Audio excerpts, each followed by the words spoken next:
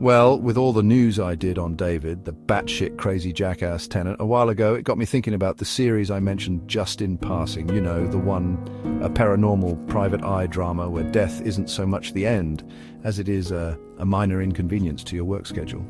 It starts with one half of a detective duo being murdered in the line of duty, only to return from the grave as a ghostly assistant to his still breathing partner. But don't expect any grim, brooding existential horror here. No, this is the swinging 60s, where even the afterlife wears a smart suit, cracks a one-liner, and helps chase down conmen and crooks with a spectral sense of style. Welcome to the Snake Pit, where we're full of bile and venom. I'm your host, Snake Daemon, and today we're raising the dead, not literally, but close enough. This is the story of a TV show that dared to blend detective noir with supernatural farce, and somehow stuck the landing. In the very first episode, ominously titled My Late Lamented Friend and Partner, one half of the duo meets his untimely end, but rather than pass on to whatever afterlife ITV budget constraints might allow, he comes back as a ghost with an office, a mission, and the ability to get on his living partner's nerves for the next 25 episodes. The twist, only his former partner can see or hear him, well, most of the time. As the series progresses, a delightful little loophole emerges. Various oddballs and one-offs, mediums, drunks, people under hypnosis, or those just barely clinging to sanity, can also see him, often leading to some of the more bizarre or hilarious moments in the show. These weren't just throwaway gags either. Sometimes they drove the plot. Sometimes they added layers to Marty's ghostly condition, and sometimes they just allowed for an excuse to put a pint-sloshing pub-goer in a scene to shout, "Blimey, did anyone else see that?" It was a clever way to keep things from becoming too formulaic, allowing the writers to dip in and out of the rules of the supernatural without ever fully explaining them. Because honestly, why bother? The show's production history is almost as quirky as its premise. The character of Jeff Randall, originally called Stephen Randall, was first offered to Irish comic Dave Allen, who had just wrapped Tonight with Dave Allen for Lou Grade's ATV. When Allen jumped ship for the BBC, the producers turned to Mike Pratt, a familiar face from multiple ITC productions, and the choice paid off.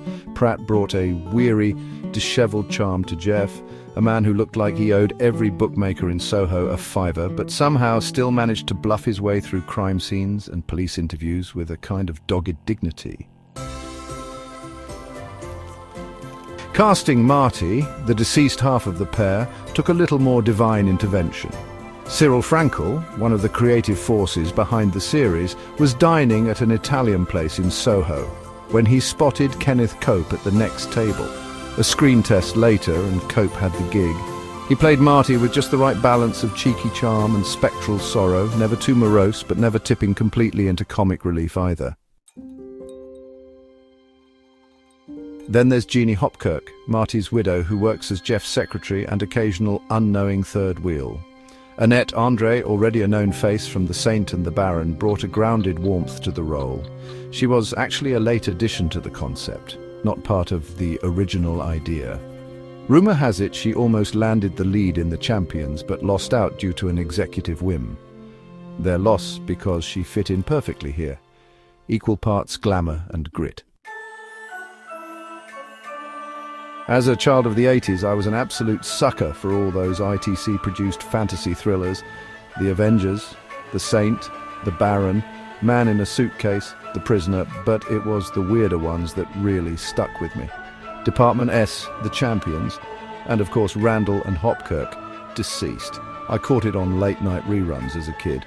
Drawn in by the oddball premise, the stylized visuals, and of course Kenneth Cope popping up in his iconic white suit like a spectral fashion victim, the episodes had a comfortably repetitive rhythm.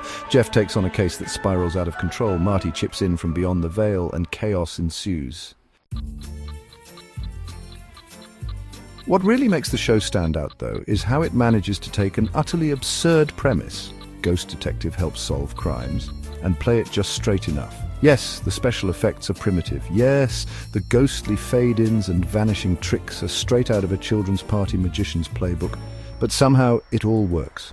The first few episodes lean hard into Hitchcockian suspense, only for later stories to tilt toward more comical fare. Honestly, I lean toward the darker tone of the early run, but I know others enjoy the shift to a lighter touch. Either way, the writing was always solid, the acting reliably engaging, and the locations are those glorious bits of vintage London and countryside, an accidental documentary of late 60s fashion and architecture. Mike Pratt is an underrated gem in all this. He brings a kind of British Bogart energy, rough around the edges, constantly smoking, clearly exhausted by both the living and the dead. And unlike some commentators, I don't buy into this nonsense about it being a kids' show. Between the murder plots, the eerie atmosphere, and the occasional existential dread, it's way too intense for children. But maybe that's why it stuck with me. It was spooky, sharp, and stylish. All the things modern TV forgot how to be. And then, of course, someone tried to reboot it. Yeah, we know how that usually goes. To be fair, the 2000s revival isn't awful per se. It even had Vic Reeves and Bob Mortimer in the lead roles.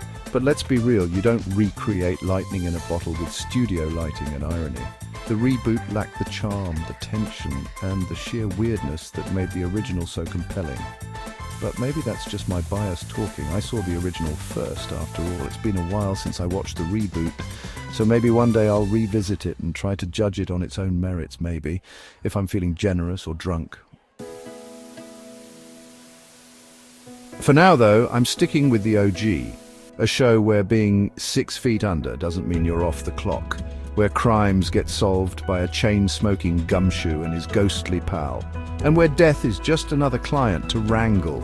Until next time, keep your trench coat pressed, your ghostly partner on speed dial, and whatever you do, don't forget to be back in your grave by dawn. Thanks for dropping by the Snake Pit, where we thrive on untapped potential and lost opportunities. Don't forget to subscribe and hit that bell, like the video, and leave your opinions in the comments, where, naturally, I won't read them. Until next time, stay venomous.